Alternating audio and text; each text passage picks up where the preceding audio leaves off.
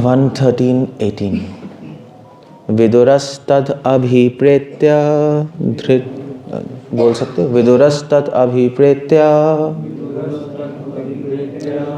धृतराष्ट्रम अभाषत राजन् निर्गम्यतां शीघ्रं पश्येदं भयमागतम्। महात्मा विदुर ये सब जानते थे, अतएव उन्होंने धृतराष्ट्र को संबोधित करते हुए कहा, हे राजन, कृपा करके यहाँ से शीघ्र ही बाहर निकल चलिए, विलंब न कीजिए। ज़रा देखो तो भय ने किस प्रकार आपको वशीभूत कर रखा है।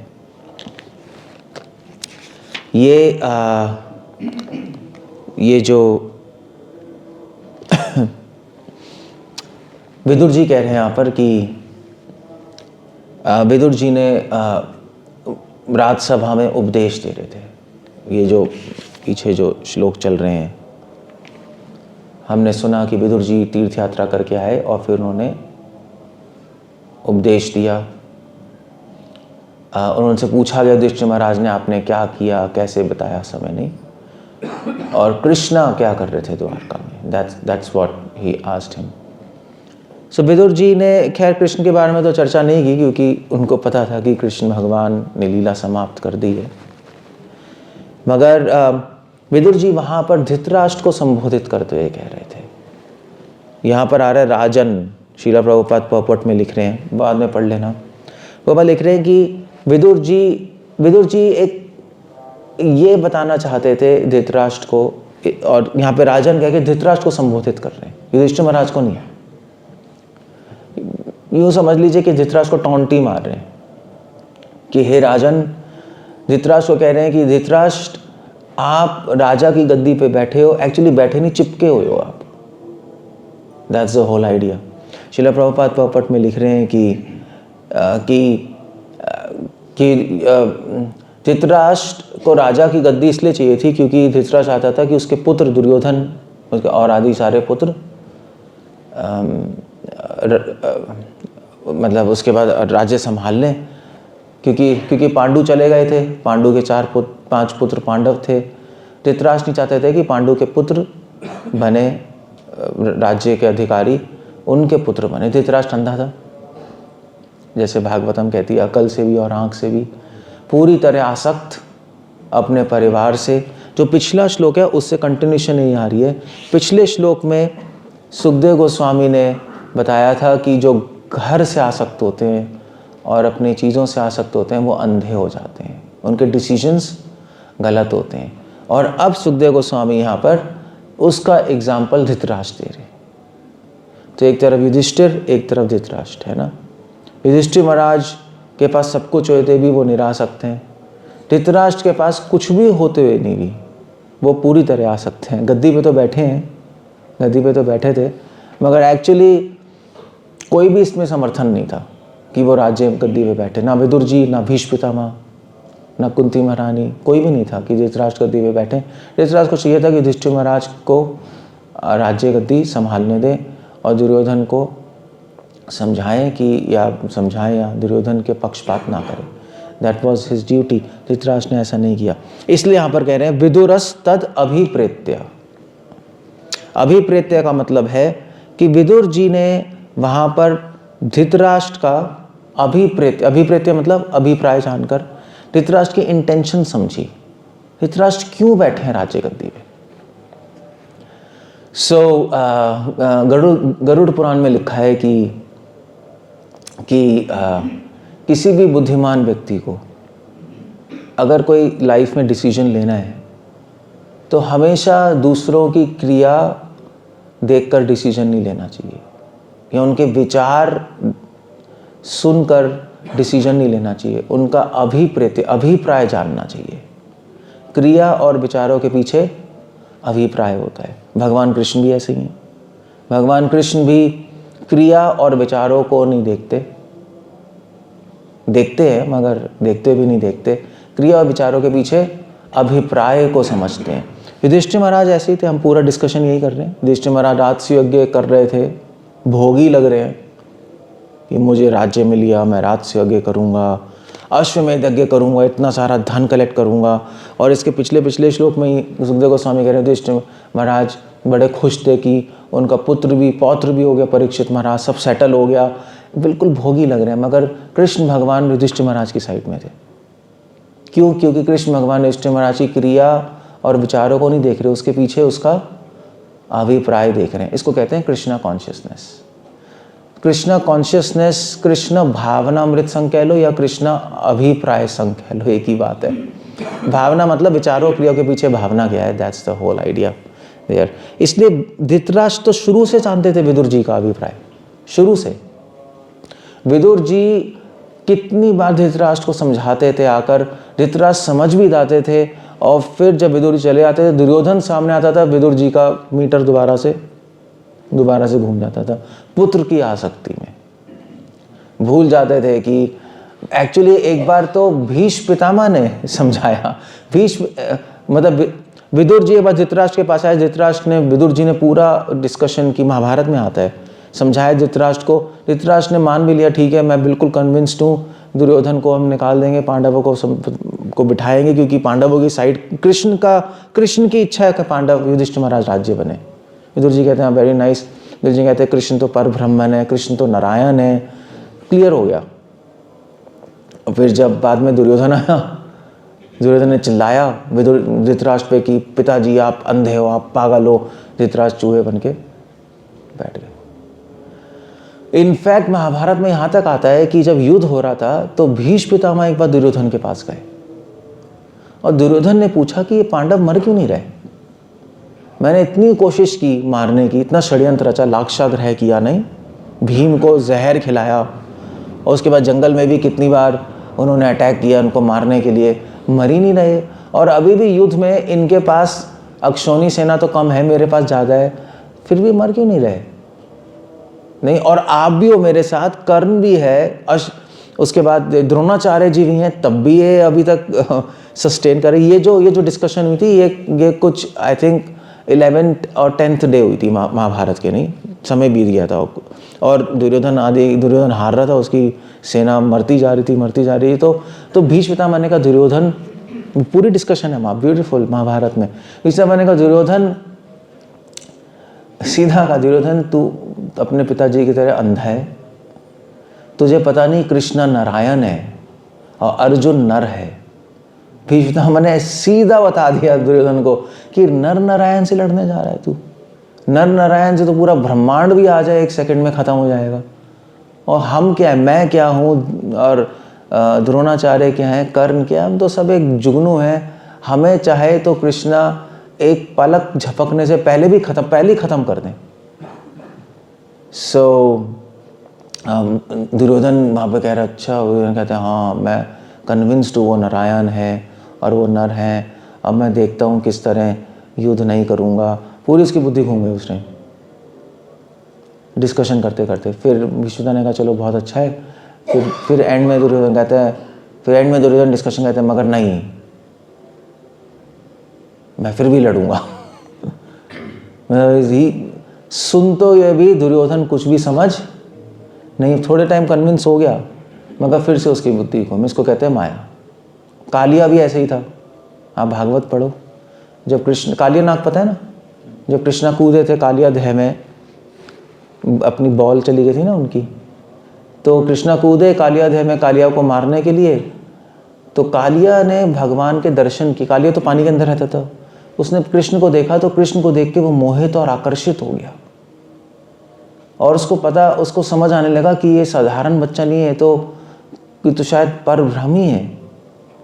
उसको आ गया अंडरस्टैंडिंग, मगर फिर उसके अगले सेकंड ही उसको सब कुछ भूल गया और उसने कहा मैं मारूंगा। ऐसे दुर्योधन समझ आ रहा है, अगले सेकंड मैं मारूंगा। इसको क्या कहते हैं? ऐसा क्यों हो रहा है? समझ भी आ रहा है मगर वो मारने के लिए जा रहे हैं, सब कुछ भूल गए। ऐसे इसलिए होता है। ऐसा क्यों होता है? समझ आ रहा है फिर भी हम भी, तो हमारे साथ भी ऐसे ही हो रहा है। हमें समझ आ रहा है हम शरीर नहीं है, भगवान कृष्ण है, भोग नहीं करना चाहिए, फिर अगले सेकंड फिर हम देखते हैं अरे मैं तो भोग कर रहा हूँ। फिर रोकना पड़ता है।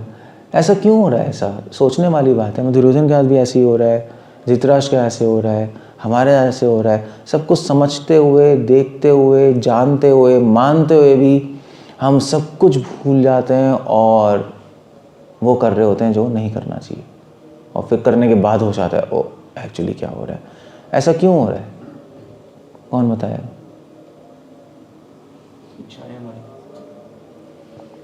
इच्छाएं तो ठीक है, ये तो बहुत ब्रॉड आंसर हो गया। ये तो आंसर एक्सेप्टेबल नहीं है। क्यों हो रहा है ऐसा? हो रहा है ना हमारे साथ, सबके साथ। तो हमने कभी सोचा नहीं ऐसा क्यों हो रहा है? Why it's happening? Well, Krishna Gita में कह रहे हैं, क्या कह रहे हैं?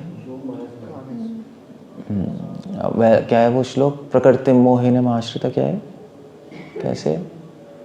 कृष्ण कह रहे हैं कि पूरा संसार मेरी मोह माया से, मेरी माया से मोहित है। सो माया जो है, माया का काम है हमें भुलाना। माया हमें भुला देती है। आवरण आत्मिका हमारी बुद्धि को ढक देगी। आप कितने ही समझ लो, कितने इंटेलिजेंट हो जाओ, समय आएगा तो माया आपकी बुद्धि को ढक देगी और आप गलत डिसीजंस लेने लगोगे। बुद्धि नाशो प्रश्नशति, प्रक्षेप आत्मिका आपकी बुद्धि को ढक देगी, आवरण और प्रक्षेप, और आपसे गलत डिसीजन, गलत डायरेक्शन में आपसे को ले जाएगी। तो माया भी काम करती है। अब आप कहो कि भी माया हम पे काम क्यों कर रही है? हम तो भगवान की भक्ति करना चाहते हैं। नहीं, माया हम पे काम क्यों कर रही है? हम तो नहीं चाहते, माया से बचना ही चाहते हैं।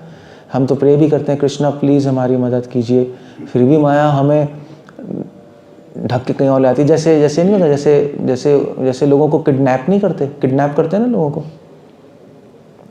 पिक्चर में नहीं देखा वो आदमी, वो लड़की कार से उतरी, पीछे से कोई आया और एक काला कपड़ा उस पर मुँह पे डाल के और पकड़ के ले गए। नहीं, बस माया ऐसे ही करती है। अब आराम से हरे कृष्णा करो, जय गोविंदा जय गोपाल, सब कुछ समझ आ रहा है, मैं शरीर नहीं हूँ, भोग नहीं करना। माया पीछे से आएगी, कपड़ा डाल के मुंह पे, कुछ दिखाई नहीं दे रहा, पकड़ के ले जाएगी। तो एक्चुअली महाप्रभु ये कह रहे हैं, माया तारे झपटिया धरे। सो आप सोचोगे माया क्यों हमें तंग कर रही है, ऐसा क्यों कर रही है माया हमें? माया गंदी है क्या है? बट एक्चुअली चैतन्य महाप्रभु ने कहा माया हमें क्यों पकड़ रही है, क्यों हमें भुला देती है सब कुछ? जीव भोग वांछा करे। एक्चुअली हम सब कुछ समझ रहे हैं, सब कुछ जान रहे हैं, सब कुछ मान रहे हैं, मगर हमारे हृदय में अभिप्राय जो है, अभिप्राय वर्ड आ रहा है ना, उसी पे डिस्कशन कर रहा हूँ मैं। माया हमारा अभिप्राय समझती है। भगवान भी हमारे भाव को देखते हैं, माया भी हमारे भाव को ही देख रही है। सब भाव का ही खेल है, सब अंदर जो चल रहा है उसी का खेल है। वो ऐड नहीं आता था, ये अंदर की बात है। किसका ऐड था? लक्स या VIP।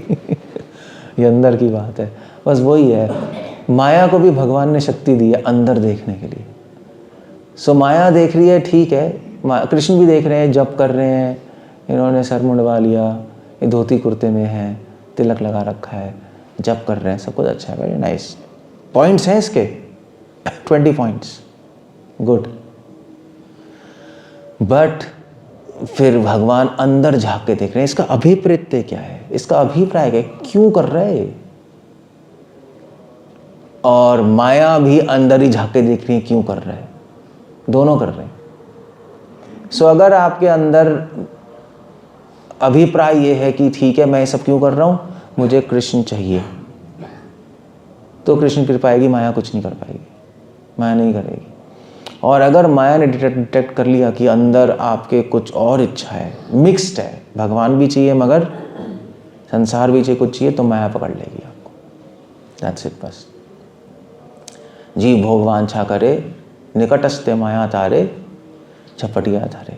That's the whole idea. So हम कह सकते हैं कि हम भक्ति करना चाहते हैं, माया में क्यों पकड़ रही है, बट एक्चुअली हमारे अंदर अंदर अंदर और अंदर बिल्कुल कोर ऑफ हार्ट में हम लोग कहीं ना कहीं भोग भी करना चाहते हैं। दोनों चीज़ें चल रही हैं।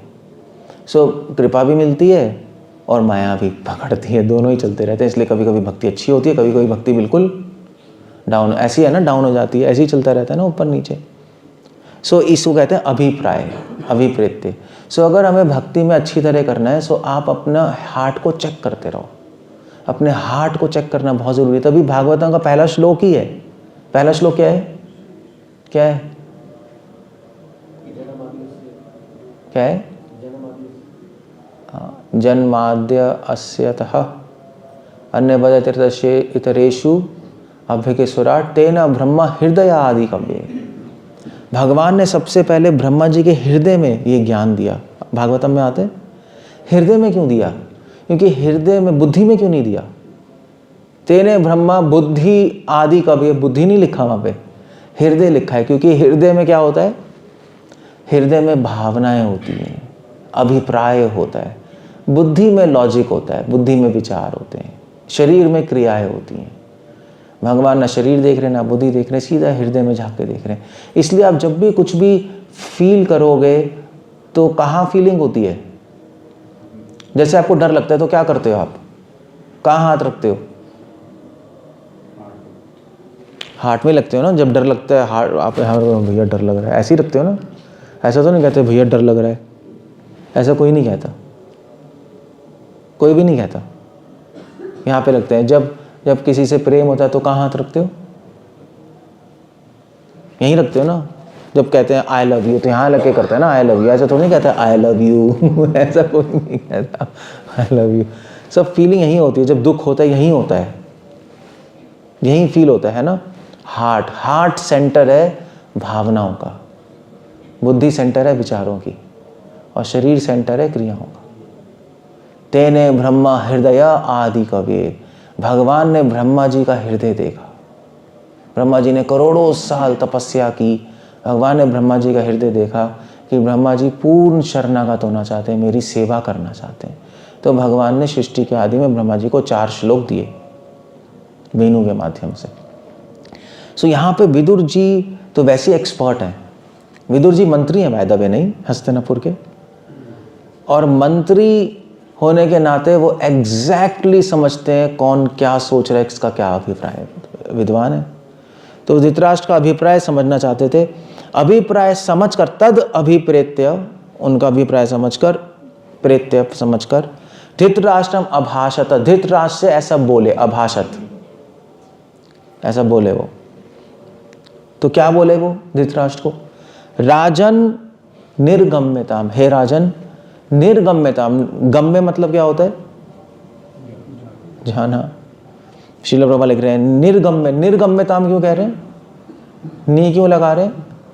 नी मतलब कह रहे हैं कृपा करके, कृपा करके आप यहाँ से जल्दी से भागे।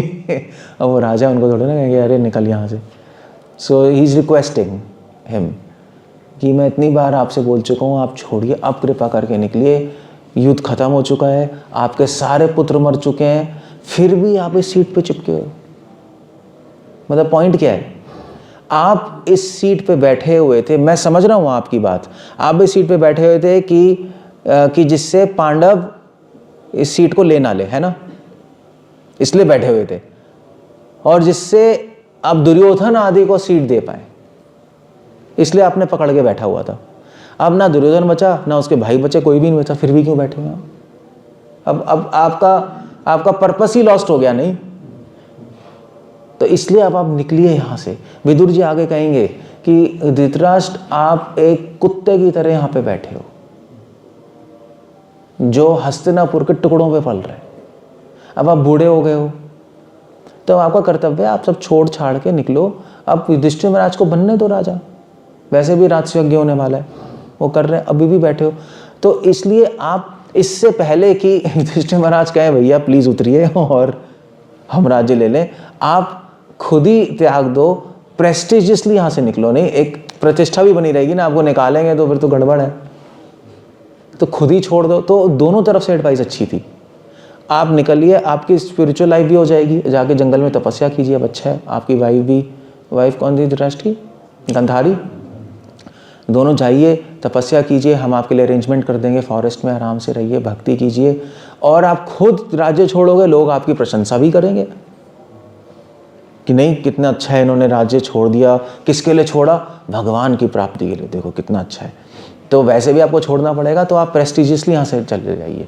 दोनों तरफ से एडवाइस बहुत अच्छी थी। निर्गम्यताम, नी का मतलब क्यों लगा रहे हैं? आप छोड़ के जाइए। नी का मतलब कृपा करके, और नी मतलब होता है कि विदुर जी कह रहे हैं कि आप इंटेलिजेंटली प्ले कीजिए इस वक्त, मेरी एडवाइस है। नी मतलब निशेष, नी मतलब अगर आप यहाँ से जाएंगे तो आपकी प्रेस्टिज बढ़ेगी। निर्गम्यताम, आपकी प्रेस्टिज कम नहीं होगी। धृतराष्ट्र को लग रहा था मैं आप छोड़ के जाऊंगा तो लोग मुझे भगौड़ा कहेंगे, नहीं देखो तुम्हारे पुत्र मर गए, अबे भाग गया। विदुर जी कह रहे हैं ऐसा नहीं होगा, आप सबके सामने अनाउंस कीजिए मैं छोड़ के जा रहा हूँ। क्यों जा रहा हूँ? क्योंकि मैं भगवान की भक्ति करने जा रहा हूँ, युधिष्ठिर महाराज को मैं राज्य दे रहा हूँ। तो सब लोग बहुत ही खुश होंगे क्योंकि पूरी प्रजा युधिष्ठिर महाराज के समर्थन पे थी। दुर्योधन तो वैसे ही गंदा था, सबको टॉर्चर करता था। सब आपकी वाह करेंगे तो दोनों तरफ से आपके लिए अच्छा है, इसलिए कह रहे हैं निर्गम्यता। दोनों तरफ से, नी मतलब निशेष, निशेष मतलब चारों तरफ से, चारों तरफ से आपके लिए अच्छा ही डिसीजन है ये। अब नहीं छोड़ोगे तो चारों तरफ से आपके लिए निंदा भी होगी, बूढ़ा पड़ा हुआ है, अंधा पड़ा हुआ है, यहाँ पे सब खत्म हो गया, फिर भी बड़ा युधिष्ठिर महाराज को नहीं आने दे रहा, इसलिए निर्गम्यताम कह रहे हैं। सो धृतराष्ट्र को एक्चुअली समझ आ गया विदुर जी की बात इस वक्त, और धृतराष्ट्र गांधारी क्या छोड़ के चले गए, छोड़ के गए थे। क्योंकि जो विदुर जी कह रहे हैं राजन निर्गम्यताम, राजन भी कह रहे हैं, राजा होने के नाते धृतराष्ट्र सिर्फ स्पिरिचुअली नहीं सोचते, पॉलिटिकली भी सोचते हैं। नहीं, एक सीट पे बैठ के आदमी सब सारे एंगल से सोचता है ना, सोचना ही पड़ता है डिसीजन लेने के लिए। सो निर्गम्यता मतलब आप जाइए सारे एंगल्स, नहीं मतलब सारे एंगल्स, समझ गए, सारे एंगल से सही डिसीजन है, आप छोड़ दीजिए। निर्गम्यताम शीघ्रम, जल्दी से आप छोड़ के जाइए। जल्दी क्यों कह रहे हैं शीघ्रम? शीघ्रम इसलिए शीघ्रम कह रहे हैं क्यों? पश्येदम भयम आगता, आपको दिखाई नहीं दे रहा कि भय, आप महान भय में। श्रील प्रभुपाद इसका पॉपट यहीं से शुरू कर रहे हैं। क्रूर काल को किसी की परवाह नहीं रहती, चाहे वो धृतराष्ट्र महाराज युधिष्ठिर क्यों ना हो। सो विदुर जी कह रहे हैं आपके पास टाइम बहुत कम है, आपको दिखाई नहीं दे रहा, आपकी मृत्यु आपके पास आने वाली है। इससे पहले कि मृत्यु आ जाए आप लाइफ में ऐसा डिसीजन लीजिए। आपने पूरी लाइफ, आपकी प्रशंसा हुई, आप राजा बने, सब अच्छा हुआ, पुत्र मर गए, चलो जो युद्ध हुआ वो हुआ। अब इसको अच्छी तरह एंड करने के लिए, मूवी अच्छी तरह एंड हो, तो अब आप एक डिसीजन ले लीजिए, आप जल्दी से यहाँ से निकल जाइए, अदरवाइज ये मूवी ट्रेजेडी मूवी बन जाएगी। मूवी के एंड में लिखा था दे एवर लिव्ड हैप्पीली, होता नहीं था पहले ज़माने में, वो कार जा रही है पीछे फूल आ गए और दे एवर लिव्ड हैप्पीली, काम खत्म। सो मूवी को अच्छी तरह ट्रेजेडी में एंड ना हो, आप ये डिसीजन लीजिए, सब खुश होंगे, सब अच्छा होगा। धृतराष्ट्र को समझ आ गया, वो निकल गए थे, वो गांधारी धृतराष्ट्र निकल गए। विदुर जी के एग्जैक्टली वो समझ गए कि अब मृत्यु आने वाली है, इससे पहले कि मृत्यु आ जाए, मैं वैसे भी पूरे जीवन अंधा रहा हूँ और आसक्ति में पड़ा रहा हूँ। उनकी आसक्ति हट गई इस टाइम। उन्होंने कहा अब मैं पूरा प्रयास करूँगा कि भगवान को प्राप्त करूँ। वो जंगल गए, जंगल में उन्होंने तपस्या भी की, आगे आएगा। गांधारी ने भी तपस्या की, मगर विदुर जी ने उनको सिखाया कि कैसे तपस्या। विदुर जी ने पूरा अरेंजमेंट किया था उनके लिए, जंगल में जाके उनको सिखाया भी, पूरी नॉलेज दी, स्पिरिचुअल नॉलेज, भगवान का ज्ञान दिया, उन्होंने भक्ति की। मगर ऑफ कोर्स भागवतम कह रही है कि वो भगवान को प्राप्त कर नहीं पाए एंड मोमेंट पे, क्योंकि पूरी लाइफ उन्होंने प्रैक्टिस नहीं की ना, पूरी लाइफ तो किसी और में फंसे पड़े रहे। बिल्कुल एंड में करेंगे तो क्या होगा, मतलब लोग कहते हैं बुढ़ापे में कर लेंगे, कैसे हो जाएगा, पूरी लाइफ प्रैक्टिस चाहिए होती है। तो मगर एनीवे उनका क्रेडिट ये रहा कि उनको एंड में एटलीस्ट समझ आ गया, उन्होंने विदुर जी का डिसीजन मान लिया। और जो भी भक्ति की, जो भी अब नेक्स्ट लाइफ में क्या हुआ मुझे नहीं पता उनका, बट वही अंडरस्टूड। सो सुखदेव गोस्वामी, धृतराष्ट्र और विदुर जी के द्वारा हमें भी ये इंडिकेशन दे रहे हैं, भयम आगता। इस तरह से कृष्णा कॉन्शियसनेस जी जाती है, भय में जी जाती है भक्ति। श्रील प्रभुपाद कह रहे हैं कि अगर डिवोटीज को डर नहीं, अगर आपको डर नहीं लग रहा तो आप भक्ति में आगे नहीं बढ़ सकते। सो डरना कोई बुरी बात नहीं होती, मगर किससे डरना है वो इम्पोर्टेंट है। तो हमें डर नहीं लगता संसार से, संसार में जो भी हो देखा जाएगा, उसमें क्या है, 1000 चीज़ें, 1000 प्रॉब्लम्स हैं। कोई प्रॉब्लम आ जाओ भैया, कोई प्रॉब्लम नहीं है, हमें देखा जाएगा। कृष्ण हमारे साथ हैं, मगर हमें माया से ज़रूर डर लगता है, काल से ज़रूर डर लगता है, क्योंकि काल सबको खा जाएगा, माया सबको पकड़ लेगी। श्रील प्रभुपाद ने यही कहा था कि मेरे भक्तों से यही कंप्लेंट है कि उनको माया से डर नहीं लगता। श्रील प्रभुपाद ने यही कहा था। कृष्णा भी उद्धव से कह रहे हैं, उद्धव माया से डर के रहना चाहिए। जैसे मैं उस दिन राजपुर में मैंने एक लेक्चर दिया था, पता नहीं आप लोगों ने सुना नहीं सुना था, बहुत पहले, कि मान लीजिए मतलब मान लीजिए अगर आपके पीछे कुत्ता पड़ा है तो क्या करोगे? आप सुबह मंगल आरती में चल के आ रहे हो 4 बजे, कुत्ते होते हैं नहीं होते, पीछे भाग के आ गया कुत्ता, तो क्या करोगे? मान लीजिए इस रोड पे चल के आ रहे हो, टेंपल यहीं है, आराम से चल के आ रहे हो, पीछे कुत्ता आ गया 4 कुत्ते आ गए भाग के, तो क्या करोगे? आप डर के भागोगे, जल्दी से मंदिर के अंदर घुस जाऊं? नहीं, यही करोगे ना, एक गेट के अंदर घुस जाए बस, बच जाएंगे हम, पूरी स्पीड पे भाग के आओगे। सो आप वैसे तो चल के आ रहे थे मंदिर की तरफ, अब भाग के आ रहे हो, नहीं, बेटर क्या है? मंदिर भगवान की तरफ चल के आना चाहिए, भाग के आना चाहिए? भागना चाहिए। मगर उस भागने में किसने मदद की आपको? कुत्तों ने और क्यों मदद की कुत्तों ने? कुत्तों से आपको मदद कैसे मिली? डर के कारण ना, कि काट लेंगे, डर के कारण मिली। अगर आपको कुत्तों से डर नहीं लग रहा होगा तो भागोगे भी नहीं, तो फिर आप क्या, आप कोई डंडा वंडा ढूंढ के उनको, नहीं, जो हिम्मत वाले हैं वो डंडा ढूंढ के तो भगाएंगे, जो डरपोक है वो मंदिर आ जाएंगे। तो क्या बनना चाहते हो, हिम्मत वाले डरपोक? हाँ, हिम्मत वाले बनोगे संसार में तो फंस जाओगे ये संसार, ये मोटिवेशनल गुरुज कहते हैं हिम्मत वाले बनो, देखो आगे बढ़ो। हम लोग क्या कहते हैं? हम लोग कहते हैं भाई हिम्मत वाले नहीं, डरपोक बन जाओ। डरपोक बनने में फायदा है, फायदा, भाग के जाओगे कृष्ण की तरफ। डरपोक इस संसार में, हिम्मत वाला बनना तो माया है। माया आपको ये सजेशन देगी, क्यों डर रहे हो, तुम मर्द हो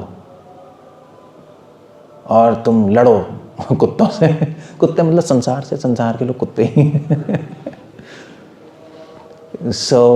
मगर वो पूरी माया। आपको अच्छा लगेगा, देखो मैं हूँ कुछ, देखा ना, मैंने ये कर दिया, मैंने उसको हरा दिया, मैंने प्रॉब्लम सॉल्व कर दी।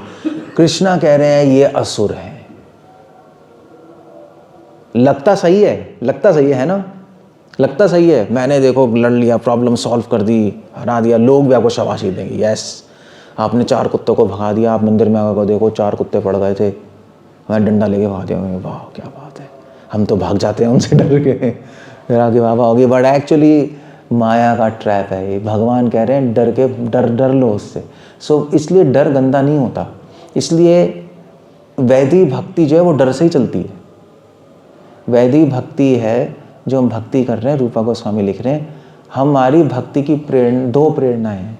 हमारी भक्ति के 2 इंजन हैं, एक बुद्धि एक डर, दोनों इंजन से चलेगा। स्कूटर में 2 होते हैं ना कंपार्ट, है ना, वो मतलब 4 स्ट्रोक 2 स्ट्रोक होता है ना, सुना है ना, दोनों नहीं होगा तो पावर नहीं आएगी। सो हम बुद्धि से कृष्ण को समझते हैं और माया से डरते हैं, तब स्पीड बढ़ेगी आपकी, तब स्पीड बढ़ जाएगी। वैदिक भक्ति का रूल ही है, तब बहुत फास्ट आप आ जाओगे। नहीं 4 कुत्ते पड़ गए, आप डर के मारे भागोगे, बुद्धि भी लगाओगे भैया इस शॉर्टकट से जल्दी से भाग भूग के यहाँ से निकल जाता हूँ, जल्दी से मंदिर पहुँच जाऊँगा। कुछ पैदल आओगे तो आराम से बड़ी बड़ी रोड लेके आओगे, बुद्धि लगाओ भैया जल्दी से पार्क में भाग के रेलिंग पे कूद के अंदर चला जाऊँ मैं। पूरी बुद्धि आपकी काम करने लगेगी, शॉर्टकट ढूंढ लोगे आप सीधा। जो 1 साल में शॉर्टकट नहीं मिला, कुत्तों की बदौलत आपको शॉर्टकट मिल जाए कोई ना कोई, देख लेना। इसलिए डर और बुद्धि, ये 2 चीज़ें चाहिए भक्ति में आगे बढ़ने के लिए। तो अगर आप सिर्फ बुद्धि लगाओगे, डरोगे नहीं, तो स्पीड बढ़ेगी नहीं आपकी। सिर्फ डरोगे, बुद्धि नहीं लगाओगे तो क्या होगा? कुत्ते पड़ गए, आप डर गए, भाग रहे हो, बुद्धि नहीं लगा रहे क्या शॉर्टकट है क्या रास्ता है, तो क्या होगा? कहीं खो जाओगे, कहीं ना मंदिर नहीं पहुंचोगे, डर के बस भागोगे अपैरेटिक किसी भी डायरेक्शन में, बजाओ बजाओ बजाओ, इधर उधर इधर उधर, मंदिर सामने है वहां भाग जाओगे, वहां भाग जाओगे, दूर ही चले जाओगे आप भगवान से। सब दोनों चीजें इंपॉर्टेंट है, सामने कृष्णा पीछे माया, यही है ना, यही है ना, माया तारे झपटिया तारे, माया पीछे ही खड़ी है। कौन सा श्लोक है पीछे खड़ी है?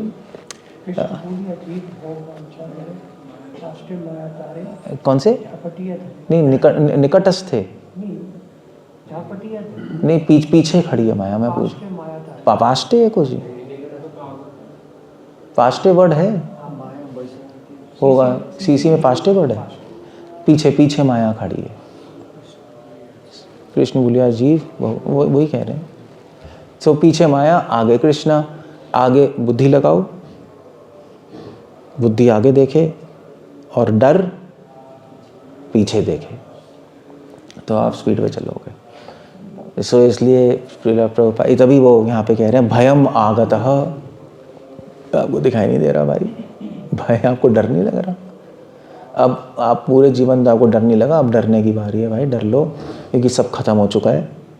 और वैसे भी मुझे दिखाई दे रहा है आपके अंदर डर भरा पड़ा है सीट छूटने का, मगर वो आपने गलत जगह डर लगाया है। डर सीट छूटने का होना चाहिए, डर होना चाहिए कि मेरी मृत्यु होने वाली है, लाइफ परफेक्ट कर लो।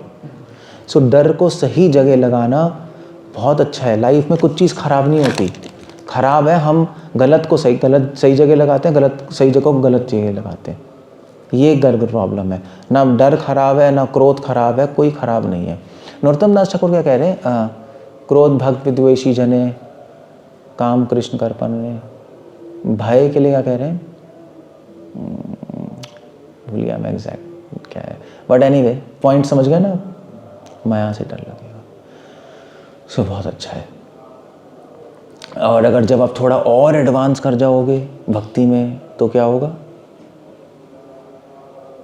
तो क्या होगा? आप और एडवांस कर जाओगे, और एडवांस कर जाओगे तो धीरे धीरे आपको अपने से डर लगने लगेगा, अपने से डर लगने लगेगा। अभी तो कुत्तों से डर लग रहा है, नहीं है ना, कुत्ते काट लेंगे। फिर जब भक्ति करते रहोगे ना, आपको पता लगेगा अबे ये क्या हुआ, ये तो कुत्ते काट रहे हैं, मगर मुझे भक्ति करते हुए समझ आएगा मैं ही कुत्ता था, मैं ही कुत्ता हूँ एक, मैंने कितने लोगों को काटा है इस संसार में। सबको समझ आ जाएगा कि आप ही अपने आप को हानि कर रहे हो, आप अपने से डरने लगोगे। जिस दिन वो पॉइंट आ गया, आपको अपने से डर लगने लगा है, उस दिन समझ लो आपकी भक्ति बहुत फास्ट हो गई, 80% भक्ति आपकी कवर हो गई। जिस दिन आपको अपने से डर लगने लगेगा, आपको समझ आ लगेगा कुत्ते मेरे पीछे नहीं पड़े, मैं ही कुत्ता हूँ एक। और इसलिए फिर आप अपने से दूर रहोगे, सो तब आपकी स्पीड फास्ट पड़ जाएगी। तब आप कहोगे मुझे कृष्ण चाहिए। ये कुत्ते से तो आप भाग सकते हो, अपने से कैसे भागोगे? नहीं, अपने से कैसे भाग लोगे आप? मगर अपने से डर भी लगना शुरू हो जाएगा और अपने से भाग भी नहीं सकते। तब आप कृष्ण के सामने रहोगे, कृष्णा कुत्तों से तो भाग गया, वो तो चलो मैंने बुद्धि लगा के काम कर लिया, अपने से मैं भाग नहीं सकता, अब आपकी हेल्प चाहिए, अब मैं आगे नहीं बढ़ सकता, अपने आप को कैसे, मैं अपने से कैसे लड़ूँ मैं, please help me, please engage me in your service. तब आपकी आंखों में आंसू आएंगे चैंटिंग करते वक्त भगवान के सामने, भगवान की पूर्ण कृपा आप पे आएगी। इसको कहते हैं दीनता। क्लियर हो गया? सो ये पूरा श्लोक है। विदुर जी ने कहा धृतराष्ट्र तुम्हें अपने से ही डरना चाहिए, पहले तो तुमने अपना कबाड़ा किया है, तुम्हें दिखाई नहीं दे रहा, तुम ही अपने आप को इस सिचुएशन में लिया है। तो अब तुम भक्ति करो, अपने से निकलो और कृष्ण को अपने जीवन में लाओ, तो तुम्हारा कल्याण होगा। धृतराष्ट्र छोड़ के चले गए, उनको समझ आ गया। Okay, so that's about it. Hare Krishna. Srila Prabhupada की जय। कुछ पूछना है, कुछ कहना है? क्वेश्चन है गोकुल? हाँ, तब तो आ ही नहीं रहा था उसको समझ।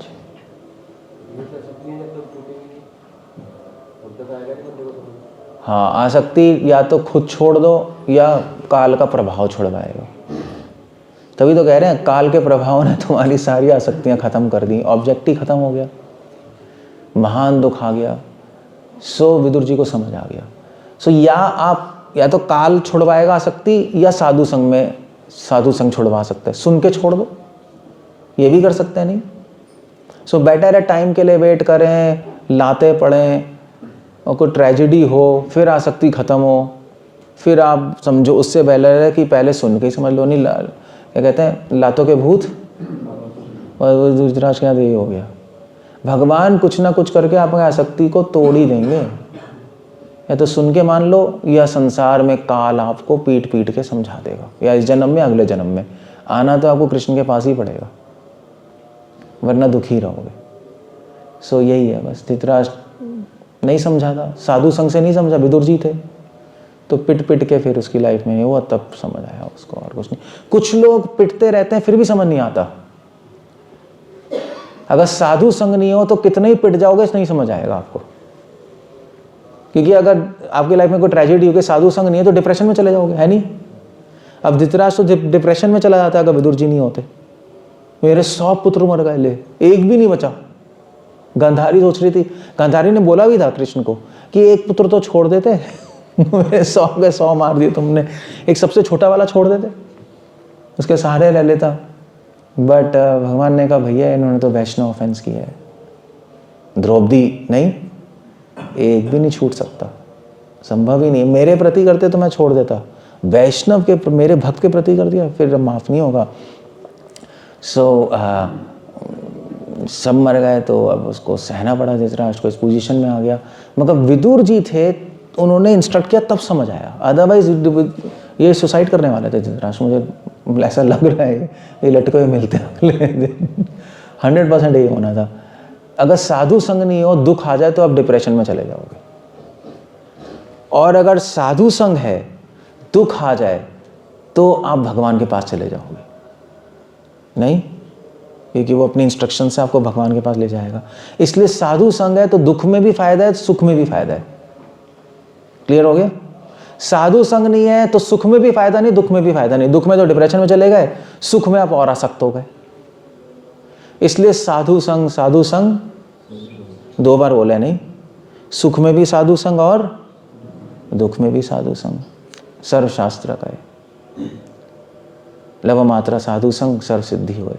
आपको दुख में साधु संग मिल जाए, सुख में साधु संग मिल जाए, आपकी लाइफ परफेक्ट हो जाएगी। It doesn't depend on the circumstances. नहीं, क्लियर, ठीक है ना। ओके, जय हरे कृष्णा। श्रील प्रभुपाद की जय।